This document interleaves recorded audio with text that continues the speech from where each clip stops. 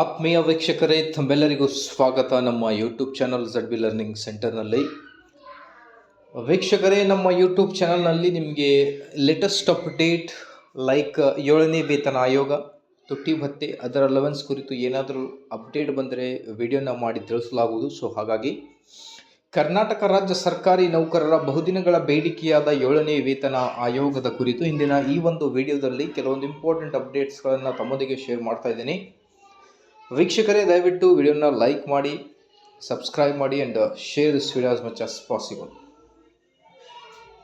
7ನೇ ವೇತನ ಆಯೋಗದ ಶಿಫಾರಸ್ಸಿನ ಪ್ರಕಾರ 27.50 ಫಿಟ್ಮೆಂಟ್ ಏನಿದೆ, ಆ ಒಂದು ಫಿಟ್ಮೆಂಟ್ಗೆ ಫೈನಾನ್ಷಿಯಲ್ ಡಿಪಾರ್ಟ್ಮೆಂಟ್ ಜೊತೆ ಚರ್ಚೆ ಮಾಡಿ ನಿರ್ಧಾರವನ್ನು ಕೈಗೊಳ್ಳಲಾಗುವುದು ಎಂದು ಮಾನ್ಯ ಮುಖ್ಯಮಂತ್ರಿಗಳು ನೀಡಿರುವ ಮಾಹಿತಿ ಪ್ರಕಾರ ಬಲ ಮೂಲಗಳಿಂದ ಮಾಹಿತಿ ಬರ್ತಾ ಇದೆ. ಫೈನಾನ್ಷಿಯಲ್ ಡಿಪಾರ್ಟ್ಮೆಂಟ್ನಿಂದ ಅಪ್ರೂವ್ ಆಗಿದೆ, ಹಸಿರು ನಿಶಾನೆ ತೋರಿಸಿದೆ ಅನ್ನೋದರ ಬಗ್ಗೆ. ಬಟ್ ಕೋಡ್ ಆಫ್ ಕಂಡಕ್ಟ್ ಇರುವ ಕಾರಣದಿಂದ ಕರ್ನಾಟಕ ರಾಜ್ಯ ಸರ್ಕಾರದಿಂದ ಆದೇಶ ಇನ್ನೂ ಕೂಡ ಬಂದಿಲ್ಲ.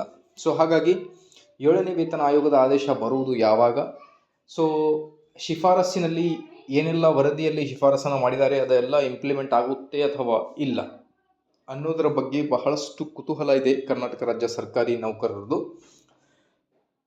ವೀಕ್ಷಕರೇ, 7ನೇ ವೇತನ ಆಯೋಗದ 25 ಶ್ರೇಣಿಗಳು ಏನಿವೆ, ಓಕೆ, ವೇತನ ಶ್ರೇಣಿ 25 ವೇತನ ಶ್ರೇಣಿಗಳಲ್ಲಿ ನೀವು ನಿಮ್ಮ ಪ್ರೆಸೆಂಟ್ ಇರುವ ಬೇಸಿಕ್ ಏನಿದೆ, ಆ ಒಂದು ಬೇಸಿಕ್ ಸ್ಯಾಲ್ರಿನ ನಮಗೆ ಕಮೆಂಟ್ನಲ್ಲಿ ತಿಳಿಸಿ. ನಿಮಗೆ 7ನೇ ವೇತನ ಆಯೋಗದ ವರದಿ ಪ್ರಕಾರ ನಿಮ್ಮ 7ನೇ ವೇತನ ಆಯೋಗ ಇಂಪ್ಲಿಮೆಂಟ್ ಅನುಷ್ಠಾನ ಆಗಿದ್ದಲ್ಲಿ ನಿಮ್ಮ ಬೇಸಿಕ್ ಪೇ ಎಷ್ಟಾಗುತ್ತೆ ಅನ್ನೋದ್ರ ಬಗ್ಗೆ ಕ್ಯಾಲ್ಕುಲೇಷನ್ ಮಾಡಿ ಇನ್ ಡೀಟೇಲ್ ನಿಮಗೆ ಎಕ್ಸ್ಪ್ಲನೇಷನ್ ಮಾಡಿ ಇನ್ಫಾರ್ಮೇಷನ್ ಕೊಡ್ತೀವಿ.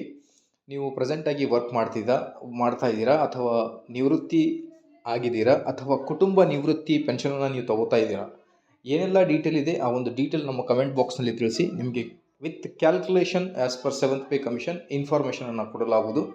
ಸೊ ಹಾಗಾಗಿ ಹೋಪ್ ಫಾರ್ ದ ಬೆಸ್ಟ್. ಇದೇ ಥರ ಎಲ್ಲ ಅಪ್ಡೇಟ್ಗೋಸ್ಕರ ಲೈಕ್, ಶೇರ್ ಆ್ಯಂಡ್ ಸಬ್ಸ್ಕ್ರೈಬ್.